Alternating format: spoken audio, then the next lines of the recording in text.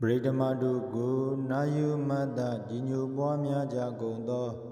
တရားချစ်ခင်သူတော်ချင်းသူတော်ကောင်းအပေါင်းတို့အတွက်ယနေ့ရုပ်ဘပူဇော်ပေးမယ်ဂါထာကတော့ဂုတ္တကနိကေဗုဒ္ဓဘာဒံပါဠိတော်၌လာရှိသောမိမိတို့ထင်မှတ်မထားလောက်အောင်အကျိုးကျေးဇူးကြီးမားစွာပေးစွမ်းနိုင်သောဂါထာတော်မြတ်ပဲဖြစ်ပါတယ်ဒီဂါထာတော်ကိုအ ਨੇ ဆုံး9ချိန်9ခေါက်ရွတ်ဆိုပြီးနောက်မိမိတို့နှစ်သက်ရာဘုရားကုံတော်တစ်ပါးပါးကိုအဓိဋ္ဌာန်၍ပဋိစ္စယမည်ဖြစ်သည်ပฏิပတ်ပြည့်လည်းရင်ဘုရားတပည့်တော်သည်သူတစ်ပါးဒုက္ခရောက်နေသည်ကိုတွေ့ကြုံခဲ့သော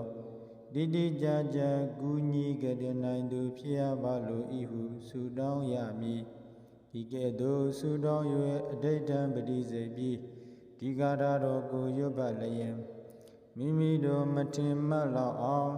အကျိုးကျေးဇူးများကိုခံစားရမည်ဖြစ်သည်မိမိတို့၏ကံအားလျော်စွာခံစားသင်ခံစားတိုက်သောစီစဉ်ဥစ္စာယရနာရွှေငွေများကိုရရှိခံစားနိုင်မည်ဖြစ်သည်ကောင်းမွန်ရိုသေစွာနာယုမတ္တအတုတကောရွတ်ဖတ်ပွားများကြပါကုန်စို့ဧဝံအာစိန္တိယဗုဒ္ဓောဗုဒ္ဓဓမ္မာအာစိန္တိယအာစိန္တိယေပတနာနံဝိပါကောဟောတိအာစိန္တိယောဧဝံဤသို့ဟောကြားစုအပ်ပြီးသောဗျာဖြင့်ဗုဒ္ဓသစ္စာလေးပါးပိုင်းခြားသိမြင်ဘုရားရှင်တို့သည်အာစိန္တိယမကြံအပ်မကြံစီနိုင်သောတကုကုံပြည့်ပြည့်စုံတော်မူကြပေကုန်၏ဗုဒ္ဓဓမ္မာမြတ်စွာဘုရားဟောကြားမွတ်ဖော်တရားတော်တို့သည်အာစိန္တိယမကြံအပ်မကြံစီနိုင်သောတကုတော်နှင့်ပြည့်စုံတော်မူကြပေကုန်၏အာစိန္တိယေမကြံအပ်မကြံစီနိုင်သောတကုကုံတို့နှင့်ပြည့်စုံတော်မူကြကုန်သောမြတ်စွာဘုရားတို့ကိုပတ္တနာနံတရပုမူကြီးညိုကြကုန်သောလူနတ်မြမတတဝါတို့အားအာစိန္တိယောမကြံအပ်မကြံစီနိုင်သောဝိပါကောလူနတ်နိဗ္ဗာန်သုံးတန်တို့ဘဝအကျိုးတရားသည်ဟောတုမောချမသွေဖြစ်နိုင်ပါပေတည်းဧဝံအာစိန္တိယဗုဒ္ဓောဗုဒ္ဓဓမ္မာအာစိန္တိယအာစိန္တိယေပတနာနံဝိပါကောဟောတိအာစိန္တိယောဧဝံဤသို့ဟောကြားစုအပ်ပြီးသောဗျာဖြင့်ဗုဒ္ဓသစ္စာလေးပါးပိုင်းခြားသိမြင်ဘုရားရှင်တို့သည်အာစိန္တိယမကြံအပ်မကြံစီနိုင်သောတကုကုံပြည့်ပြည့်စုံတော်မူကြပေကုန်၏ဗုဒ္ဓဓမ္မာမြတ်စွာဘုရားဟောကြားမွတ်ဖော်တရားတော်တို့သည်အာစိန္တိယမကြံအပ်မကြံစီနိုင်သောတကုတော်နှင့်ပြည့်စုံတော်မူကြပေကုန်၏အာစိန္တိယေမကြံအပ်မကြံစီနိုင်သောတကုကုံတို့နှင့်ပြည့်စုံတော်မူကြကုန်သောမြတ်စွာဘုရားတို့ကိုပတ္တနာနံတရပုမူကြီးညိုကြကုန်သောလူနတ်မြမတတဝါတို့အားအာစိန္တိယောမကြံအပ်မကြံစီနိုင်သောဝိပါကောလူနတ်နိဗ္ဗာန်သုံးတန်တို့ဘဝအကျိုးတရားသည်ဟောတုမောချမသွေဖြစ်နိုင်ပါပေတည်းဧဝံအာစိန္တိယဗုဒ္ဓောဗုဒ္ဓဓမ္မာအာစိန္တိယအာစိန္တိယေပတနာနံဝိပါကောဟောတိအာစိန္တိယောဧဝံဤသို့ဟောကြားစုအပ်ပြီးသောဗျာဖြင့်ဗုဒ္ဓသစ္စာလေးပါးပိုင်းခြားသိမြင်ဘုရားရှင်တို့သည်အာစိန္တိယမကြံအပ်မကြံစီနိုင်သောတကုကုံပြည့်ပြည့်စုံတော်မူကြပေကုန်၏ဗုဒ္ဓဓမ္မာမြတ်စွာဘုရားဟောကြားမွတ်ဖော်တရားတော်တို့သည်အာစိန္တိယမကြံအပ်မကြံစီနိုင်သောတကုတော်နှင့်ပြည့်စုံတော်မူကြပေကုန်၏အာစိန္တိယေမကြံအပ်မကြံစီနိုင်သောတကုကုံတို့နှင့်ပြည့်စုံတော်မူကြကုန်သောမြတ်စွာဘုရားတို့ကိုပတ္တနာနံတရပုမူကြီးညိုကြကုန်သောလူနတ်မြမတတဝါတို့အားအာစိန္တိယောမကြံအပ်မကြံစီနိုင်သောဝိပါကောလူနတ်နိဗ္ဗာန်သုံးတန်တို့ဘဝအကျိုးတရားသည်ဟောတုမောချမသွေဖြစ်နိုင်ပါပေတည်းဧဝံအာစိန္တိယဗုဒ္ဓောဗုဒ္ဓဓမ္မာအာစိန္တိယအာစိန္တိယေပတနာနံဝိပါကောဟောတိအာစိန္တိယော ဧဝံဤသို့ဟောကြားစုအပ်ပြီးသောဗျာဖြင့်ဗုဒ္ဓသစ္စာလေးပါးပိုင်းခြားသိမြင်ဘုရားရှင်တို့သည်အာစိန်တရားမကြံမကြံစီနိုင်သောတကုကုံပြည့်ပြည့်စုံတော်မူကြပေကုန်၏ဗုဒ္ဓဓမ္မမြတ်စွာဘုရားဟောကြားမွတ်ဖော်တရားတော်တို့သည်အာစိန်တရားမကြံမကြံစီနိုင်သောတကုတော်နှင့်ပြည့်စုံတော်မူကြပေကုန်၏အာစိန်ဒီရေမကြံမကြံစီနိုင်သောတကုကုံတို့နှင့်ပြည့်စုံတော်မူကြကုန်သောမြတ်စွာဘုရားတို့ကိုပဒနာနံတရဘုံမူကြီးညိုကြကုန်သောလူနတ်မြမတတဝါတို့အားအာစိန်ဒီရောမကြံမကြံစီနိုင်သောဝိပါကောလူနတ်နိဗ္ဗာန်သုံးတန်တို့ဘဝအကျိုးတရားသည်ဟောတုမောချမသွေဖြစ်နိုင်ပါပေတည်းဧဝံအာစိန်တိယဗုဒ္ဓဗုဒ္ဓဓမ္မာအာစိန်တိယအာစိန်တိယေပတနာနံဝိပါကောဟောတိအာစိန်တိယောဧဝံဤသို့ဟောကြားစုအပ်ပြီးသောဗျာဖြင့်ဗုဒ္ဓသစ္စာလေးပါးပိုင်းခြားသိမြင်ဘုရားရှင်တို့သည်အာစိန်တရားမကြံမကြံစီနိုင်သောတကုကုံပြည့်ပြည့်စုံတော်မူကြပေကုန်၏ဗုဒ္ဓဓမ္မမြတ်စွာဘုရားဟောကြားမွတ်ဖော်တရားတော်တို့သည်အာစိန်တရားမကြံမကြံစီနိုင်သောတကုတော်နှင့်ပြည့်စုံတော်မူကြပေကုန်၏အာစိန်ဒီရေမကြံမကြံစီနိုင်သောတကုကုံတို့နှင့်ပြည့်စုံတော်မူကြကုန်သောမြတ်စွာဘုရားတို့ကိုပဒနာနံတရဘုံမူကြီးညိုကြကုန်သောလူနတ်မြမတတဝါတို့အားအာစိန်ဒီရောမကြံမကြံစီနိုင်သောဝိပါကောလူနတ်နိဗ္ဗာန်သုံးတန်တို့ဘဝအကျိုးတရားသည်ဟောတုမောချမသွေဖြစ်နိုင်ပါပေတည်းဧဝံအာစိန်တိယဗုဒ္ဓဗုဒ္ဓဓမ္မာအာစိန်တိယအာစိန်တိယေပတနာနံဝိပါကောဟောတိအာစိန်တိယောဧဝံဤသို့ဟောကြားစုအပ်ပြီးသောဗျာဖြင့်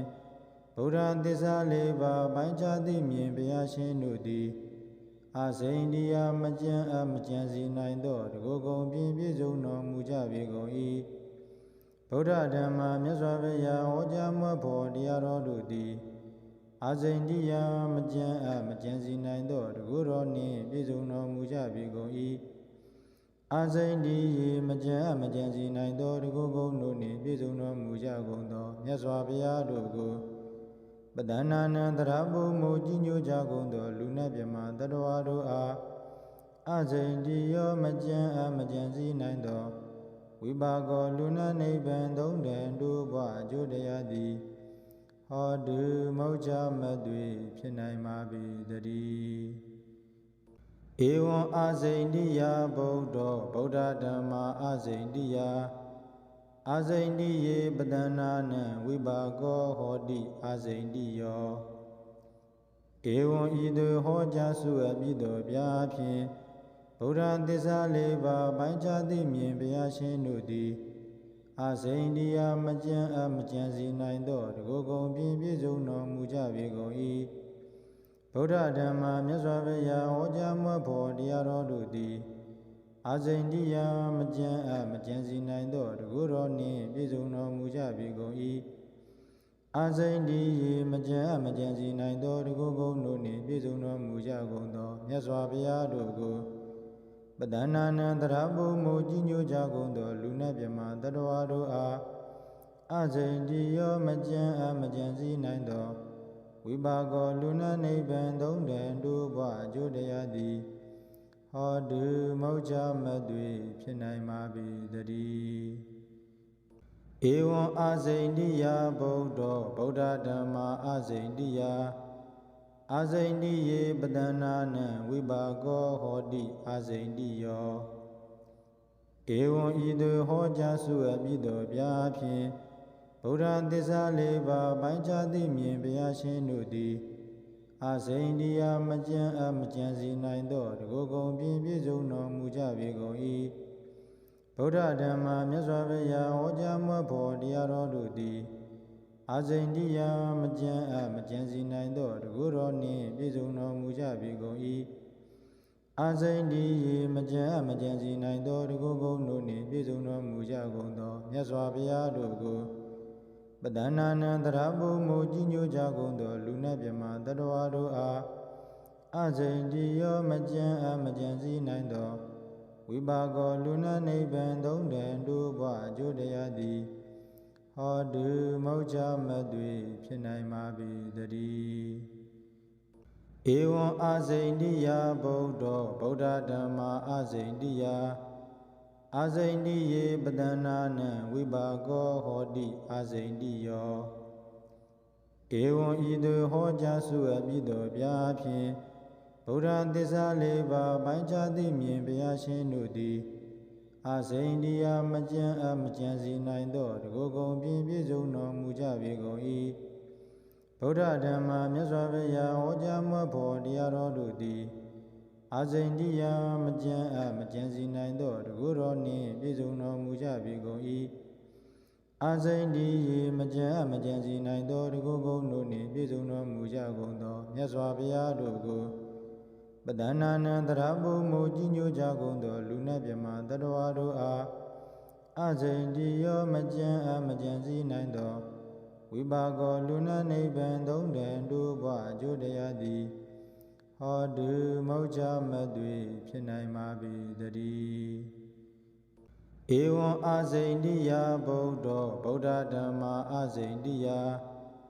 အာစိန်တိယေပတနာနံဝိပါကောဟောတိအာစိန်တိယောဧဝံဤသို့ဟောကြားစုအပ်ပြီးသောဗျာဖြင့်ဗုဒ္ဓသစ္စာလေးပါးပိုင်းခြားသိမြင်ဘုရားရှင်တို့သည်အာစိန်တိယမကြံမကြံစီနိုင်သောတကုကုံပြည့်ပြည့်စုံတော်မူကြပေကုန်၏ဗုဒ္ဓဓမ္မာမြတ်စွာဘုရားဟောကြားမွတ်ဖို့တရားတော်တို့သည်အာစိန်တိယမကြံမကြံစီနိုင်သောတကုတော်နှင့်ပြည့်စုံတော်မူကြပေကုန်၏အာစိန်တိယေမကြံမကြံစီနိုင်သောတကုကုံတို့နှင့်ပြည့်စုံတော်မူကြကုန်သောမြတ်စွာဘုရားတို့ကိုပဒနာနံတရပုမူကြီးညိုကြကုန်သောလူနတ်မြမတတဝါတို့အားအစိန်တိယောမကြံမကြံစည်းနိုင်သောဝိပါကောလူနတ်နိဗ္ဗာန်သုံးတန်တို့ဘဝအကျိုးတရားသည်ဟောတုမောချမသွေဖြစ်နိုင်ပါပေတည်းဧဝံအာစိန်တိယဗုဒ္ဓောဗုဒ္ဓဓမ္မာအာစိန်တိယအာစိန်တိယေပတနာနံဝိပါကောဟောတိအာစိန်တိယောဧဝံဤသို့ဟောကြားစုအပ်ပြီးသောဗျာဖြင့်ဗုဒ္ဓသစ္စာလေးပါးပိုင်းခြားသိမြင်ဘုရားရှင်တို့သည်အာစိန်တိယမကြံမကြံစီနိုင်သောတကုကုံပြည့်ပြည့်စုံတော်မူကြပေကုန်၏ဗုဒ္ဓဓမ္မာမြတ်စွာဘုရားဟောကြားမွတ်ဖို့တရားတော်တို့သည်အာစိန်တိယမကြံမကြံစီနိုင်သောတကုတော်နှင့်ပြည့်စုံတော်မူကြပေကုန်၏အာစိန်တိယေမကြံမကြံစီနိုင်သောတကုကုံတို့နှင့်ပြည့်စုံတော်မူကြကုန်သောမြတ်စွာဘုရားတို့ကိုပဒနာနံတရပုမူကြီးညိုကြကုန်သောလူနတ်မြမတတဝါတို့အားအစိန်တိယောမကြံမကြံစည်းနိုင်သောဝိပါကောလူနတ်နိဗ္ဗာန်သုံးတန်တို့ဘဝအကျိုးတရားသည်ဟောတုမောချမသွေဖြစ်နိုင်ပါပေတည်းဧဝံအာစိန်တိယဗုဒ္ဓောဗုဒ္ဓဓမ္မာအာစိန်တိယအာစိန်တိယေပတနာနံဝိပါကောဟောတိအာစိန်တိယောဧဝံဤသို့ဟောကြားစုအပ်ပြီးသောဗျာဖြင့်ဗုဒ္ဓသစ္စာလေးပါးပိုင်းခြားသိမြင်ဘုရားရှင်တို့သည်အာစိန်တိယမကြံမကြံစီနိုင်သောတကုကုံပြည့်ပြည့်စုံတော်မူကြပေကုန်၏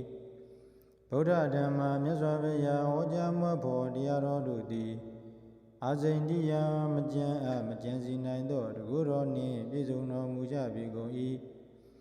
အာစိန်တိယေမကြံမကြံစီနိုင်သောတကုကုံတို့နှင့်ပြည့်စုံတော်မူကြကုန်သောမြတ်စွာဘုရားတို့ကိုပဒနာနံတရပုမူကြီးညိုကြကုန်သောလူနတ်မြမတတဝါတို့အား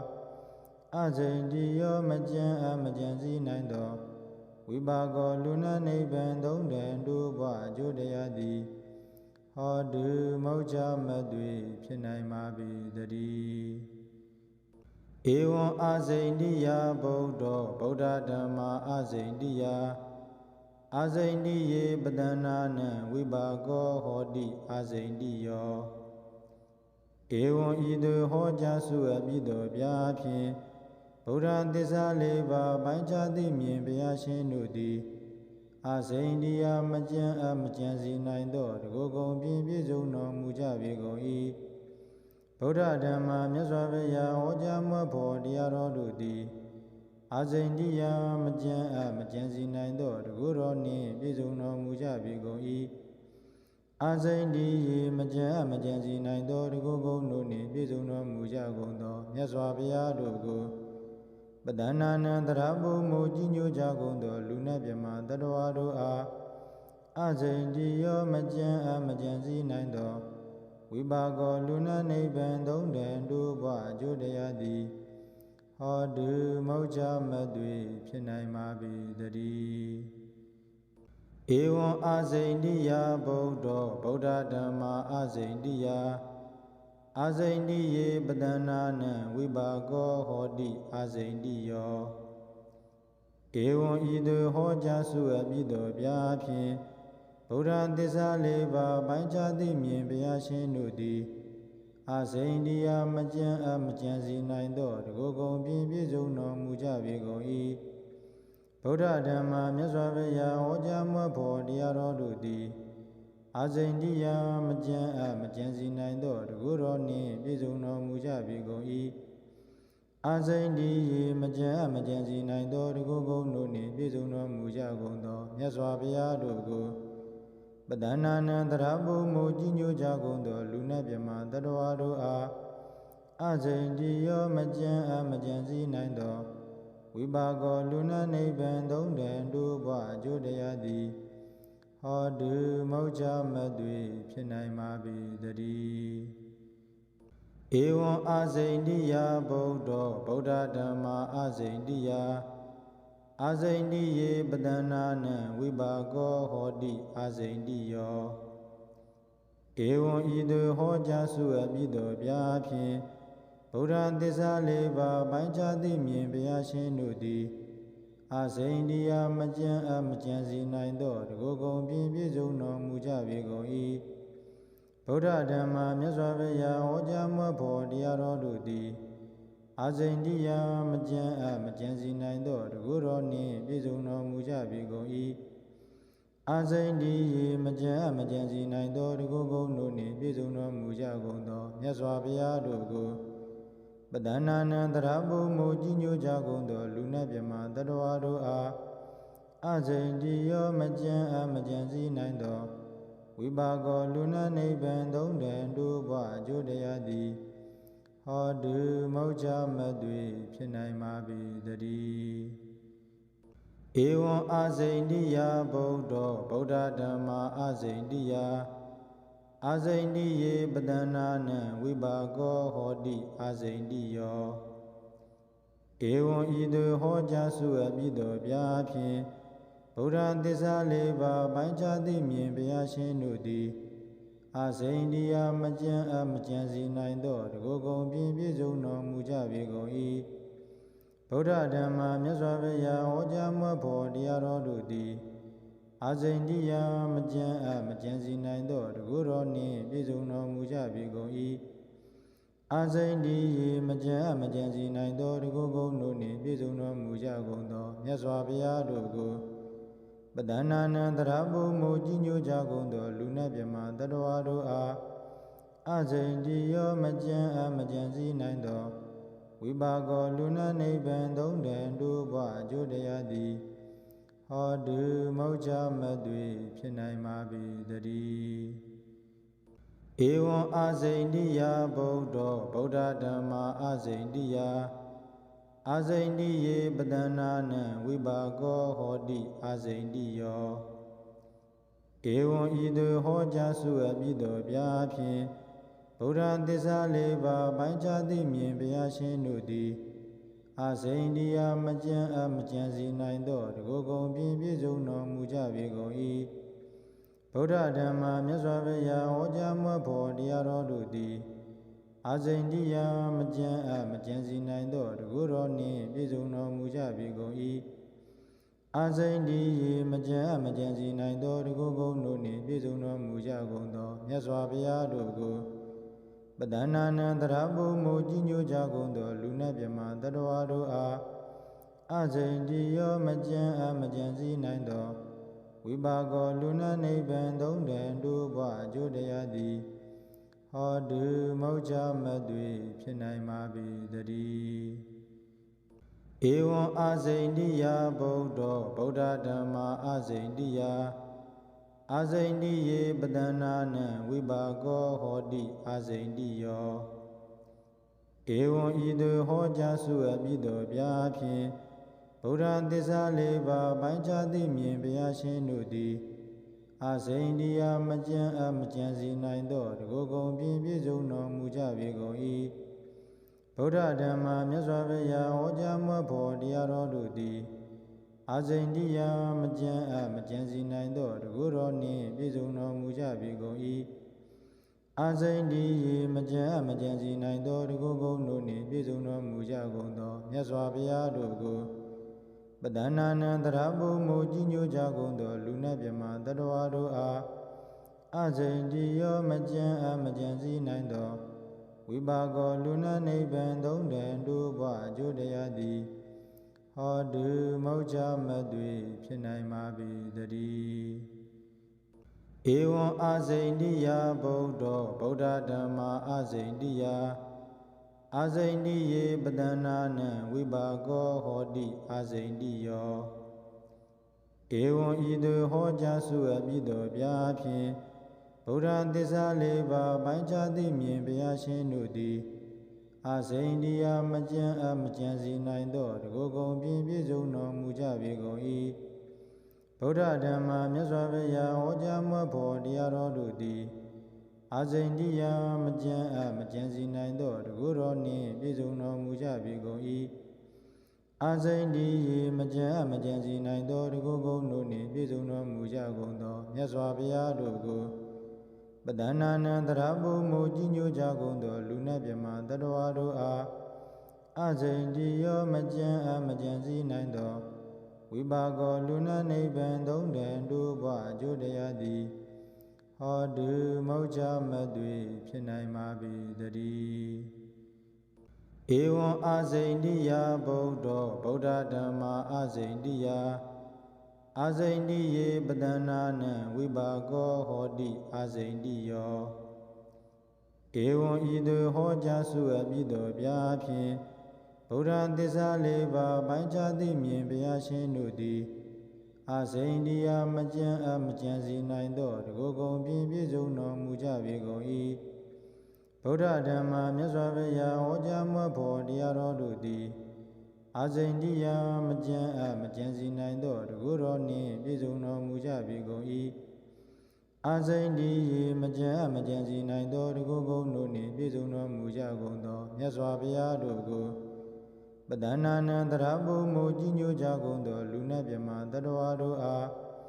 အစိန်တိယောမကြံမကြံစည်းနိုင်သောဝိပါကောလူနတ်နိဗ္ဗာန်သုံးတန်တို့ဘဝအကျိုးတရားသည်ဟောတုမောက္ခမသွေဖြစ်နိုင်ပါပေတည်းဧဝံအာစိန်တိယဗုဒ္ဓောဗုဒ္ဓဓမ္မာအာစိန်တိယ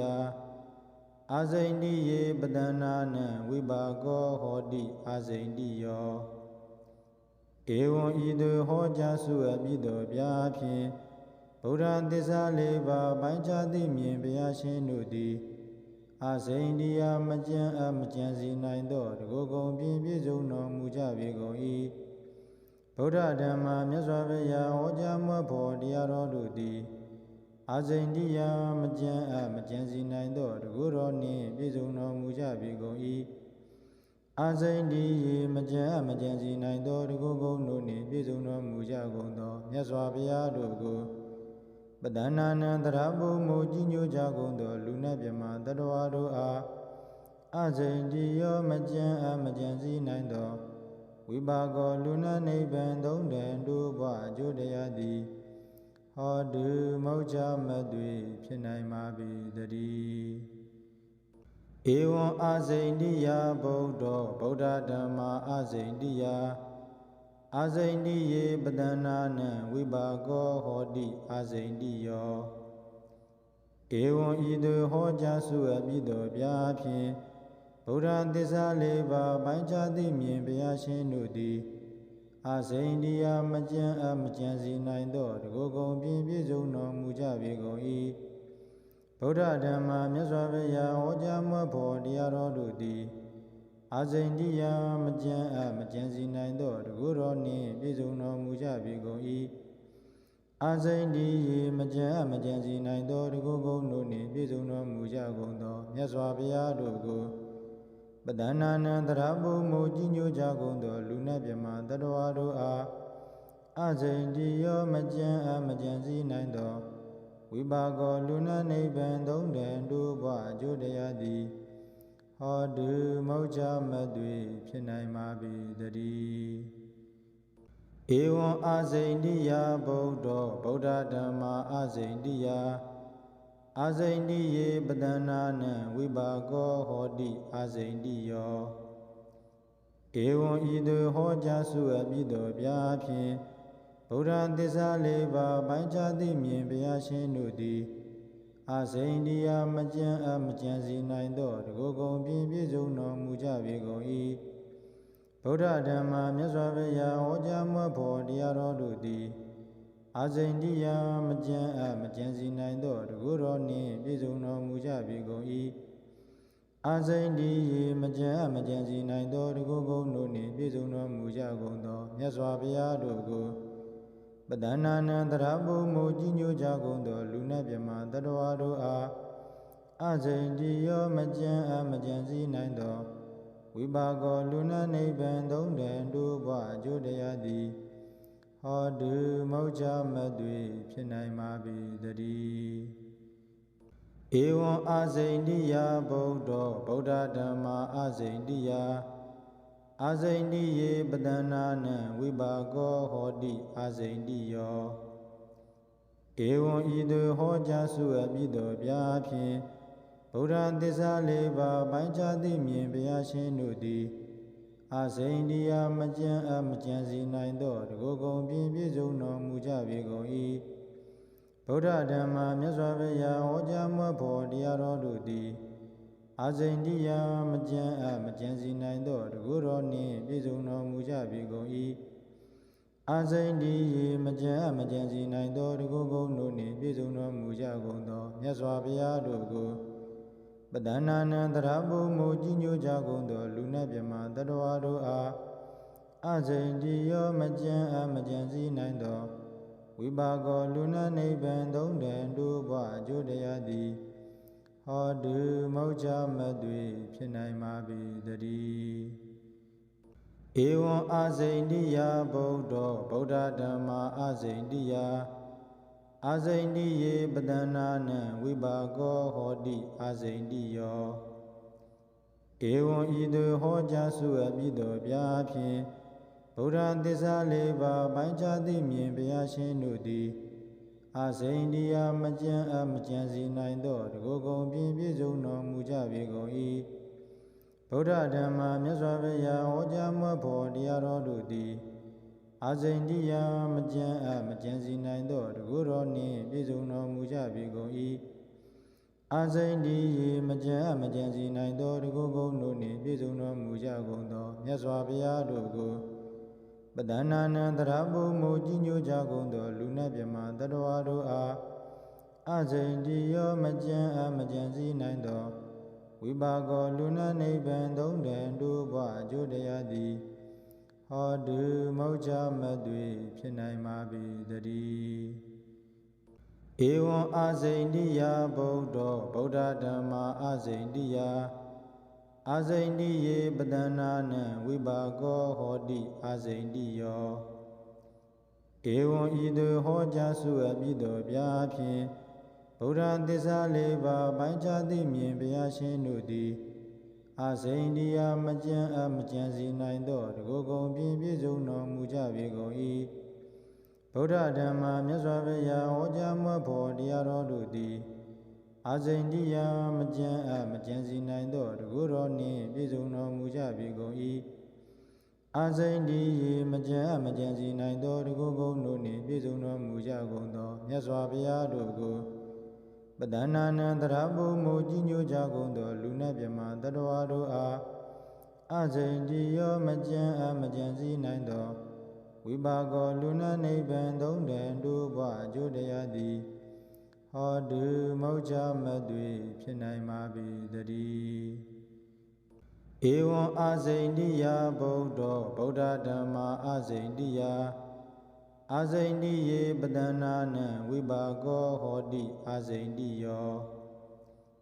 ဧဝံဤသို့ဟောကြားစုအပ်ပြီးသောဗျာဖြင့်ဗုဒ္ဓသစ္စာလေးပါးပိုင်းခြားသိမြင်ဘုရားရှင်တို့သည်အစိန်တိယမကြံမကြံစီနိုင်သောတကုကုံပြည့်ပြည့်စုံတော်မူကြပေကုန်၏ဗုဒ္ဓဓမ္မာမြတ်စွာဘုရားဟောကြားမွဲ့ဖော်တရားတော်တို့သည်အစိန်တိယမကြံမကြံစီနိုင်သောတကုတော်နှင့်ပြည့်စုံတော်မူကြပေကုန်၏အစိန်တိယေမကြံမကြံစီနိုင်သောတကုကုံတို့နှင့်ပြည့်စုံတော်မူကြကုန်သောမြတ်စွာဘုရားတို့ကိုပဒနာနံတရဘုမူကြီးညိုကြကုန်သောလူနတ်မြမတတဝါတို့အားအစိန်တိယောမကြံမကြံစည်းနိုင်သောဝိပါကောလူနတ်နိဗ္ဗာန်သုံးတန်တို့ဘဝအကျိုးတရားသည်ဟောတုမောချမသွေဖြစ်နိုင်ပါပေတည်းဧဝံအစိန်တိယဗုဒ္ဓောဗုဒ္ဓဓမ္မာအစိန်တိယအစိန်တိယေပတနာနံဝိပါကောဟောတိအစိန်တိယောဧဝံဤသို့ဟောကြားစုအပ်ပြီးသောဗျာဖြင့်ဗုဒ္ဓသစ္စာလေးပါးပိုင်းခြားသိမြင်ဘုရားရှင်တို့သည်အစိန်တိယမကြံမကြံစီနိုင်သောတကုကုံပြည့်ပြည့်စုံတော်မူကြပေကုန်၏ဗုဒ္ဓဓမ္မာမြတ်စွာဘုရားဟောကြားမွဲ့ဖော်တရားတော်တို့သည်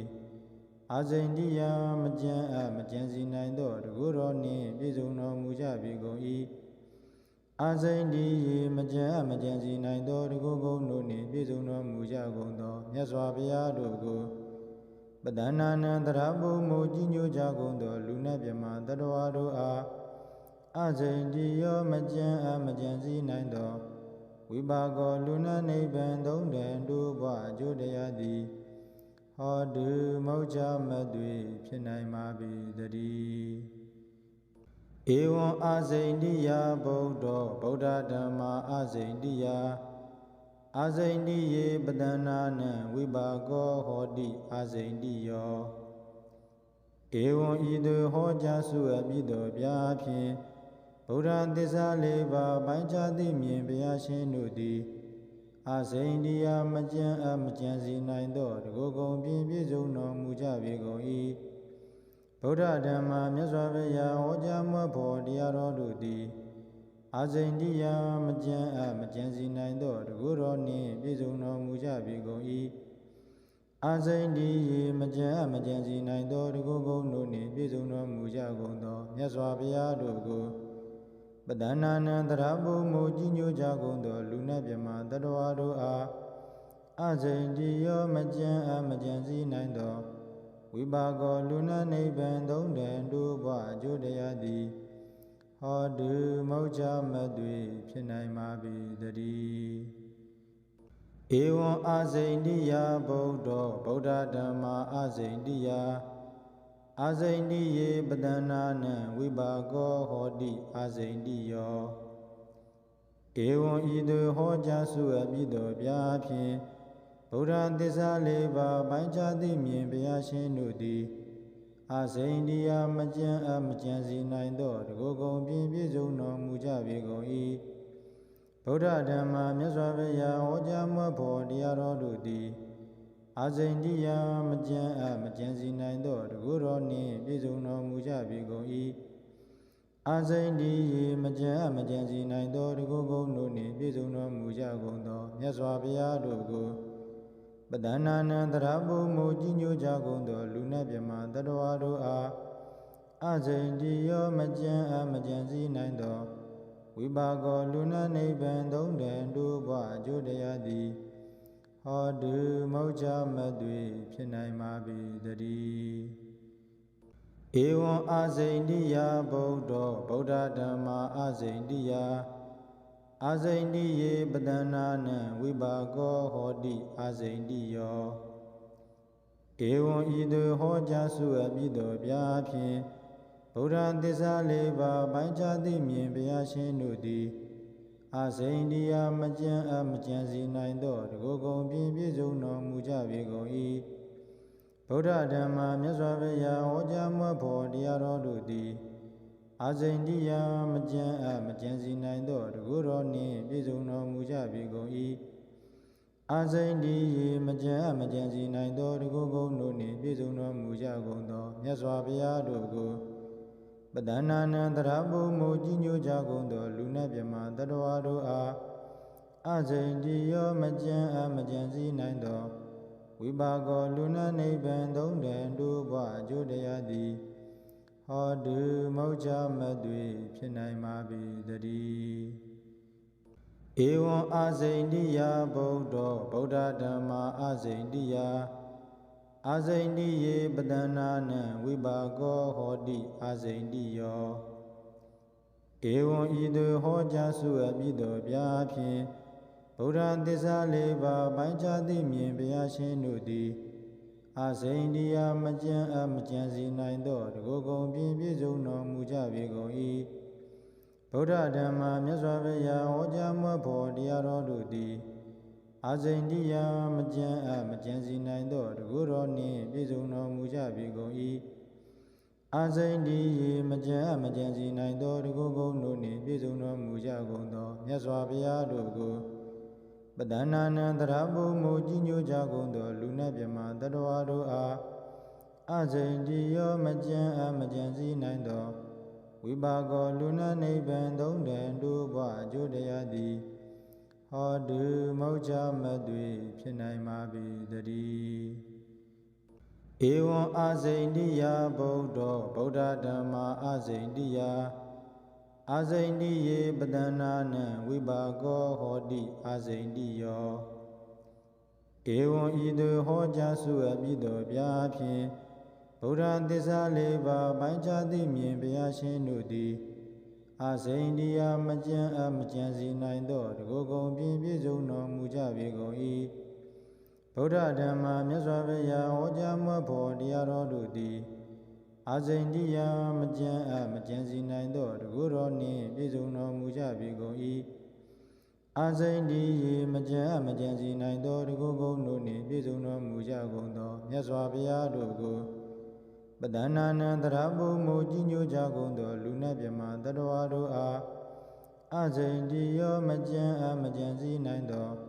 ဝိပါကောလူနတ်နိဗ္ဗာန်သုံးတန်တို့ဘဝအကျိုးတရားသည်ဟောတုမောချမသွေဖြစ်နိုင်ပါပေတည်းဧဝံအာစိန်တိယဗုဒ္ဓောဗုဒ္ဓဓမ္မာအာစိန်တိယအာစိန်တိယေပတနာနံဝိပါကောဟောတိအာစိန်တိယောဧဝံဤသို့ဟောကြားစုအပ်ပြီးသောဗျာဖြင့်ဗုဒ္ဓသစ္စာလေးပါးပိုင်းခြားသိမြင်ဘုရားရှင်တို့သည်အာစိန်တရားမကြံမကြံစီနိုင်သောတကုကုံပြည့်ပြည့်စုံတော်မူကြပေကုန်၏ဗုဒ္ဓဓမ္မမြတ်စွာဘုရားဟောကြားမွတ်ဖော်တရားတော်တို့သည်အာစိန်တရားမကြံမကြံစီနိုင်သောတကုတော်နှင့်ပြည့်စုံတော်မူကြပေကုန်၏အာစိန်ဒီရေမကြံမကြံစီနိုင်သောတကုကုံတို့နှင့်ပြည့်စုံတော်မူကြကုန်သောမြတ်စွာဘုရားတို့ကိုပဒနာနံတရဘုံမူကြီးညိုကြကုန်သောလူနတ်မြမတတဝါတို့အားအာစိန်ဒီရောမကြံမကြံစီနိုင်သောဝိပါကောလူနတ်နိဗ္ဗာန်သုံးတန်တို့ဘဝအကျိုးတရားသည်ဟောတုမောချမသွေဖြစ်နိုင်ပါပေတည်းဧဝံအာစိန်တိယဗုဒ္ဓောဗုဒ္ဓဓမ္မာအာစိန်တိယအာစိန်တိယေပတနာနံဝိပါကောဟောတိအာစိန်တိယောဧဝံဤသို့ဟောကြားစုအပ်ပြီးသောဗျာဖြင့်ဗုဒ္ဓသစ္စာလေးပါးပိုင်းခြားသိမြင်ဘုရားရှင်တို့သည်အာစိန်တရားမကြံမကြံစီနိုင်သောတကုကုံပြည့်ပြည့်စုံတော်မူကြပေကုန်၏ဗုဒ္ဓဓမ္မမြတ်စွာဘုရားဟောကြားမွတ်ဖော်တရားတော်တို့သည်အာစိန်တရားမကြံမကြံစီနိုင်သောတကုတော်နှင့်ပြည့်စုံတော်မူကြပေကုန်၏အာစိန်ဒီရေမကြံမကြံစီနိုင်သောတကုကုံတို့နှင့်ပြည့်စုံတော်မူကြကုန်သောမြတ်စွာဘုရားတို့ကိုပ ပဒနာနံတရဘုမူကြီးညိုကြကုန်သောလူနတ်မြမတတဝါတို့အားအစိန်တိယောမကြံမကြံစည်နိုင်သောဝိပါကောလူနတ်နိဗ္ဗာန်သုံးတန်တို့ဘဝအကျိုးတရားသည်ဟောတုမောချမသွေဖြစ်နိုင်ပါပေတည်းဧဝံအာစိန်တိယဗုဒ္ဓောဗုဒ္ဓဓမ္မာအာစိန်တိယအာစိန်တိယေပတနာနံဝိပါကောဟောတိအာစိန်တိယောဧဝံဤသို့ဟောကြားစုအပ်ပြီးသောဗျာဖြင့်ဗုဒ္ဓသစ္စာလေးပါးပိုင်းခြားသိမြင်ဘုရားရှင်တို့သည်အာစိန်တိယမကြံမကြံစီနိုင်သောတကုကုံပြည့်ပြည့်စုံတော်မူကြပေကုန်၏ဗုဒ္ဓဓမ္မာမြတ်စွာဘုရားဟောကြားမွတ်ဖော်တရားတော်တို့သည်အာစိန်တိယမကြံမကြံစီနိုင်သောတကုတော်နှင့်ပြည့်စုံတော်မူကြပေကုန်၏အာစိန်တိယေမကြံမကြံစီနိုင်သောတကုကုံတို့နှင့်ပြည့်စုံတော်မူကြကုန်သောမြတ်စွာဘုရားတို့ကိုပဒနာနံတရဘုမူကြီးညိုကြကုန်သောလူနတ်မြမတတဝါတို့အားအစိန်တိယောမကြံမကြံစည်နိုင်သောဝိပါကောလူနတ်နိဗ္ဗာန်သုံးတန်တို့ဘဝအကျိုးတရားသည်ဟောတုမောချမသွေဖြစ်နိုင်ပါပေတည်းဧဝံအာစိန်တိယဗုဒ္ဓောဗုဒ္ဓဓမ္မာအာစိန်တိယအာစိန်တိယေပတနာနံဝိပါကောဟောတိအာစိန်တိယောဧဝံဤသို့ဟောကြားစုအပ်ပြီးသောဗျာဖြင့်ဗုဒ္ဓသစ္စာလေးပါးပိုင်းခြားသိမြင်ဘုရားရှင်တို့သည်အာစိန်တိယမကြံမကြံစီနိုင်သောတကုကုံပြည့်ပြည့်စုံတော်မူကြပေကုန်၏ဗုဒ္ဓဓမ္မာမြတ်စွာဘုရားဟောကြားမွတ်ဖော်တရားတော်တို့သည်အာစိန်တိယမကြံမကြံစီနိုင်သောတကုတော်နှင့်ပြည့်စုံတော်မူကြပေကုန်၏အာစိန်တိယေမကြံမကြံစီနိုင်သောတကုကုံတို့နှင့်ပြည့်စုံတော်မူကြကုန်သောမြတ်စွာဘုရားတို့ကိုပဒနာနံတရဘုမူကြီးညိုကြကုန်သောလူနတ်မြမတတဝါတို့အားအစိန်တိယောမကြံမကြံစည်နိုင်သောဝိပါကောလူနတ်နိဗ္ဗာန်သုံးတန်တို့ဘဝအကျိုးတရားသည်ဟောတုမောချမသွေဖြစ်နိုင်ပါပေတည်းဧဝံအာစိန်တိယဗုဒ္ဓောဗုဒ္ဓဓမ္မာအာစိန်တိယအာစိန်တိယေပတနာနံဝိပါကောဟောတိအာစိန်တိယောဧဝံဤသို့ဟောကြားစုအပ်ပြီးသောဗျာဖြင့်ဗုဒ္ဓသစ္စာလေးပါးပိုင်းခြားသိမြင်ဘုရားရှင်တို့သည်အာစိန်တိယမကြံမကြံစီနိုင်သောတကုကုံပြည့်ပြည့်စုံတော်မူကြပေကုန်၏ဗုဒ္ဓဓမ္မာမြတ်စွာဘုရားဟောကြားမွတ်ဖော်တရားတော်တို့သည်အာစိန်တိယမကြံမကြံစီနိုင်သောတကုတော်နှင့်ပြည့်စုံတော်မူကြပေကုန်၏အာစိန်တိယေမကြံမကြံစီနိုင်သောတကုကုံတို့နှင့်ပြည့်စုံတော်မူကြကုန်သောမြတ်စွာဘုရားတို့ကိုပဒနာနံတရဘုမူကြီးညိုကြကုန်သောလူနတ်မြမတတဝါတို့အားအစိန်တိယောမကြံမကြံစည်နိုင်သောဝိပါကောလူနတ်နိဗ္ဗာန်သုံးတန်တို့ဘဝအကျိုးတရားသည်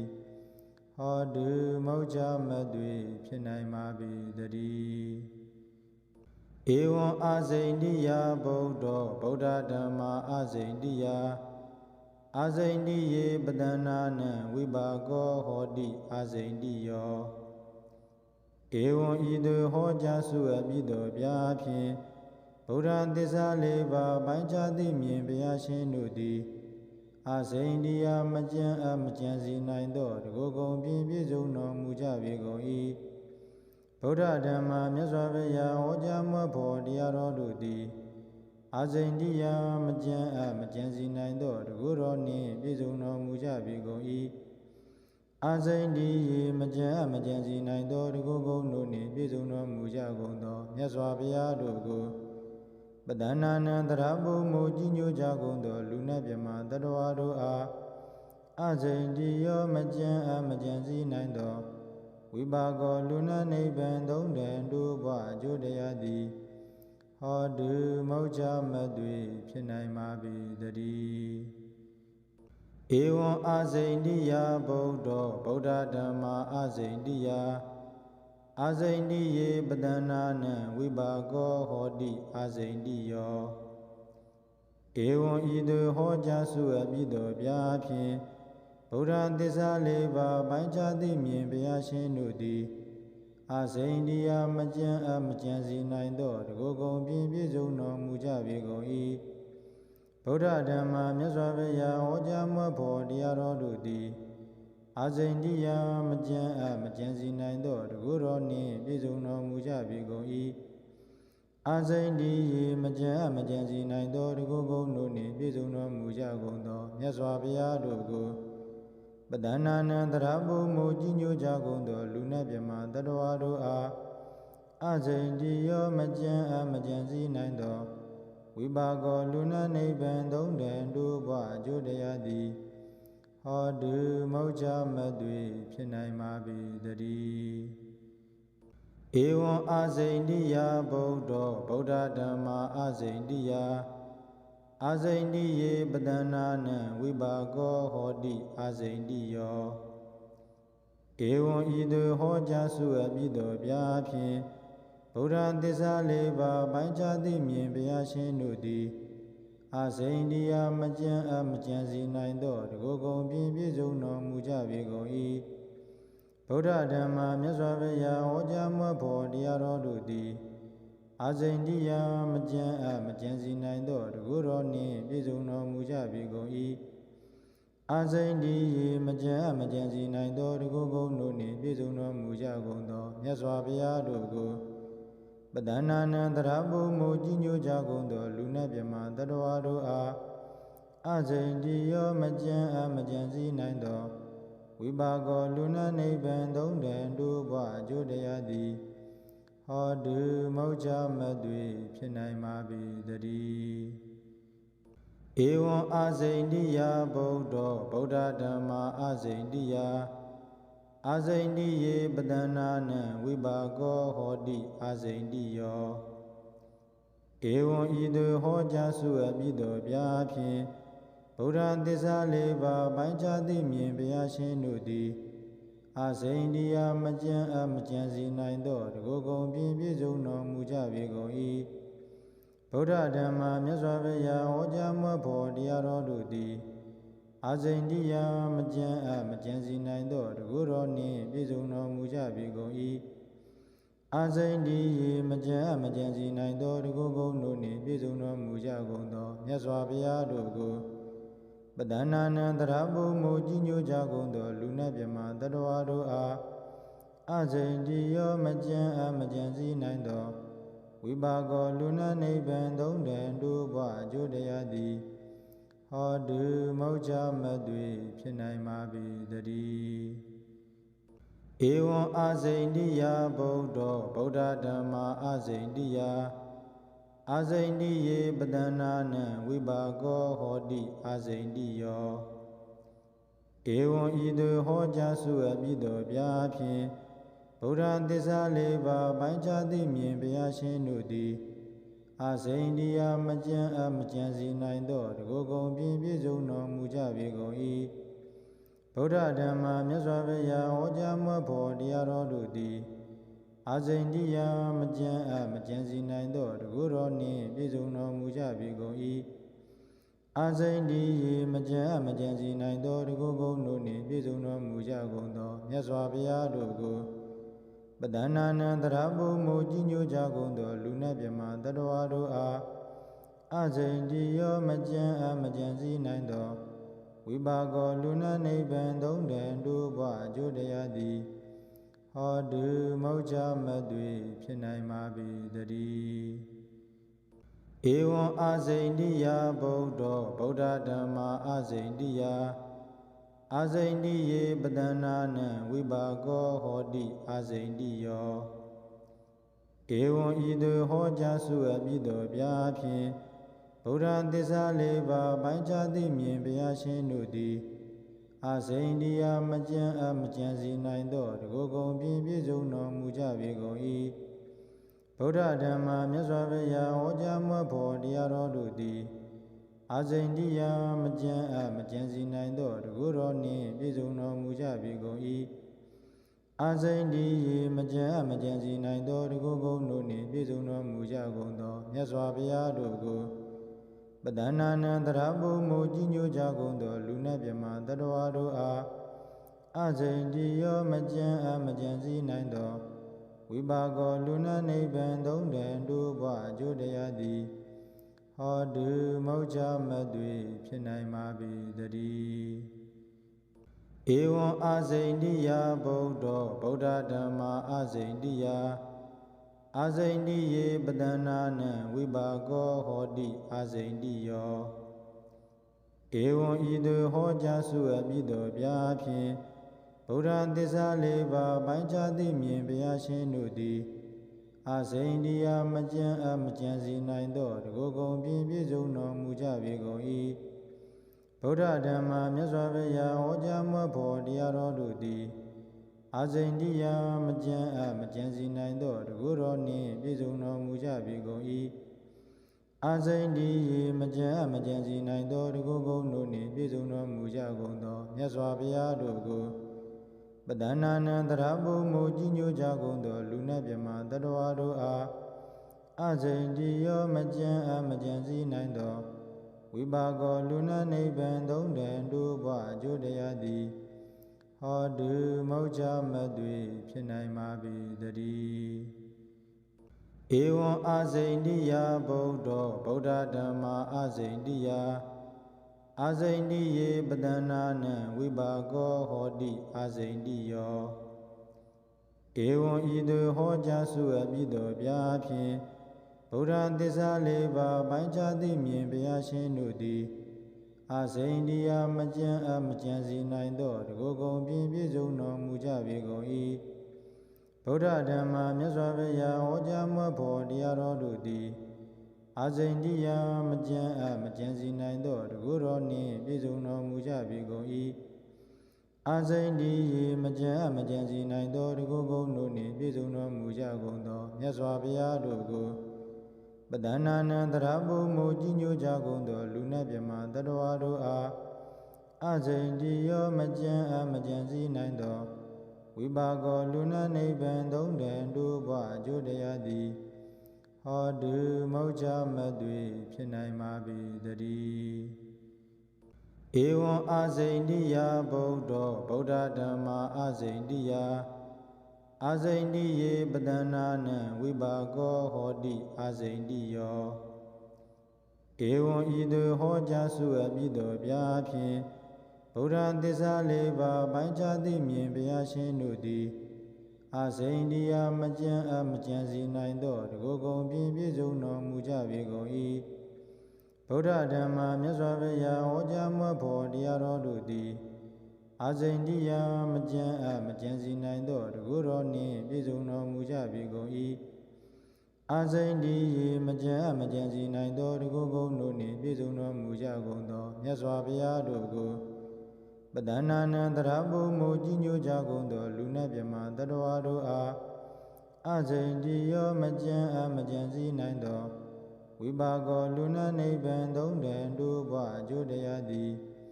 ဟောတုမောချမသွေဖြစ်နိုင်ပါပေတည်း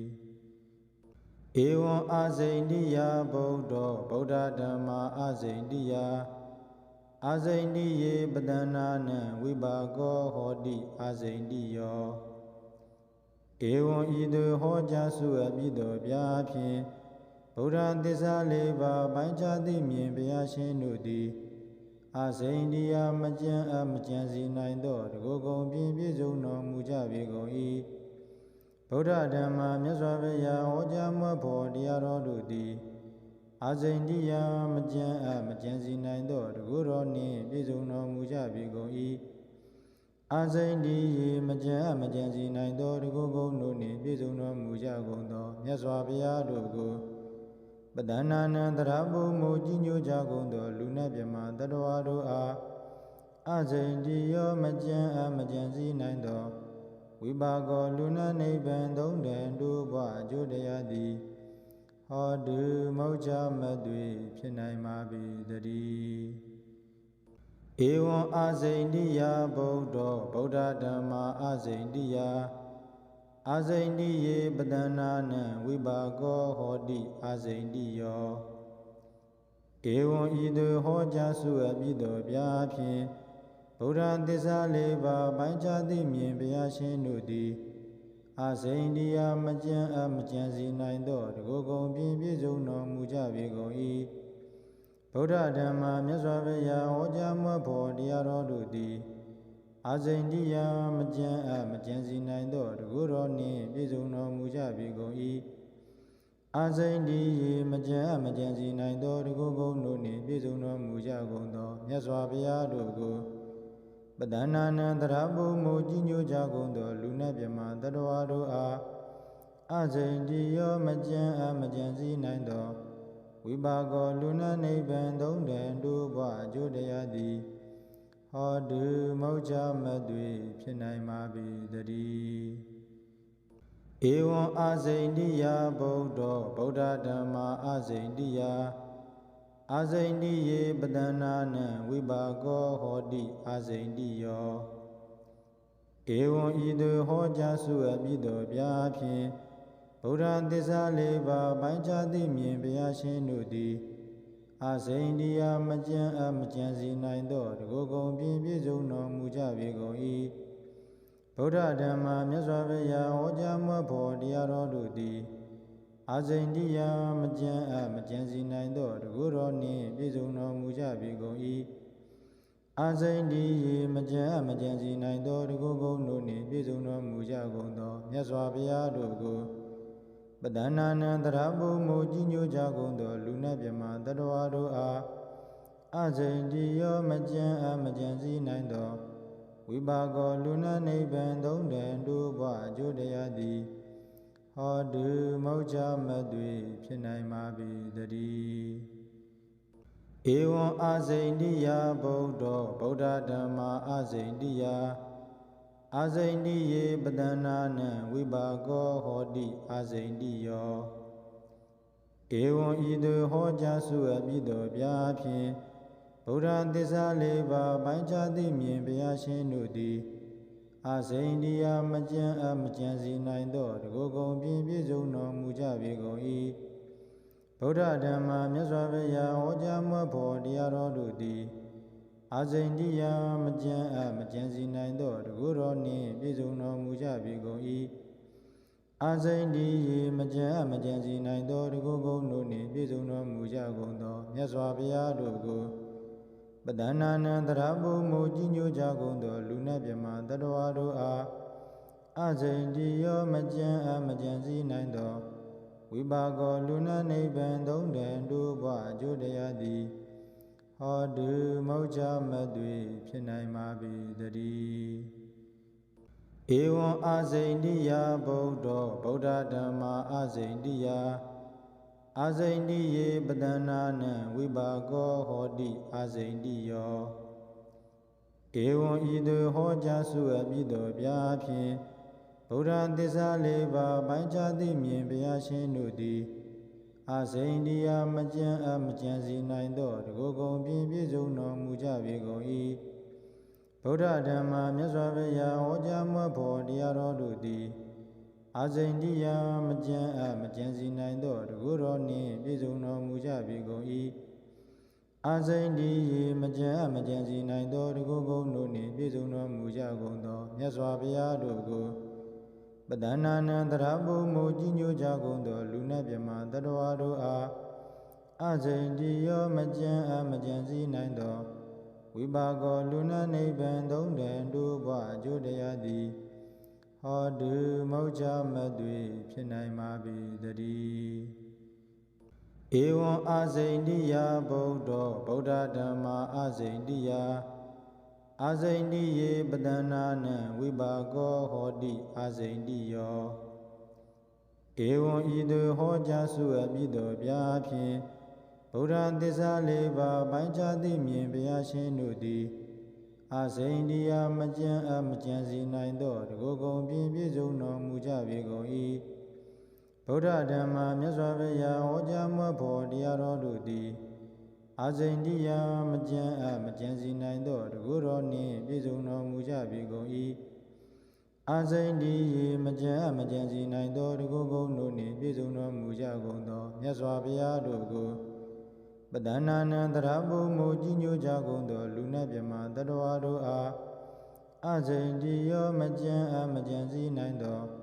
ဝိပါကောလူနတ်နိဗ္ဗာန်သုံးတန်တို့ဘဝအကျိုးတရားသည်ဟောတုမောချမသွေဖြစ်နိုင်ပါပေတည်းဧဝံအစိန်တိယဗုဒ္ဓောဗုဒ္ဓဓမ္မာအစိန်တိယအစိန်တိယေပတနာနံဝိပါကောဟောတိအစိန်တိယောဧဝံဤသို့ဟောကြားစုအပ်ပြီးသောဗျာဖြင့်ဗုဒ္ဓသစ္စာလေးပါးပိုင်းခြားသိမြင်ဘုရားရှင်တို့သည်အစိန်တိယမကြံမကြံစီနိုင်သောတကုကုံပြည့်ပြည့်စုံတော်မူကြပေကုန်၏ဗုဒ္ဓဓမ္မာမြတ်စွာဘုရားဟောကြားမွတ်ဖော်တရားတော်တို့သည်အစိန်တိယမကြံမကြံစီနိုင်သောတကုတော်နှင့်ပြည့်စုံတော်မူကြပေကုန်၏အစိန်တိယေမကြံမကြံစီနိုင်သောတကုကုံတို့နှင့်ပြည့်စုံတော်မူကြကုန်သောမြတ်စွာဘုရားတို့ကိုပဒနာနံတရဘုံမူကြီးညိုကြကုန်သောလူနတ်မြမတတဝါတို့အားအစိန်တိယောမကြံမကြံစည်းနိုင်သောဝိပါကောလူနတ်နိဗ္ဗာန်သုံးတန်တို့ဘဝအကျိုးတရားသည်ဟောတုမောချမသွေဖြစ်နိုင်ပါပေတည်းသာဓုသာ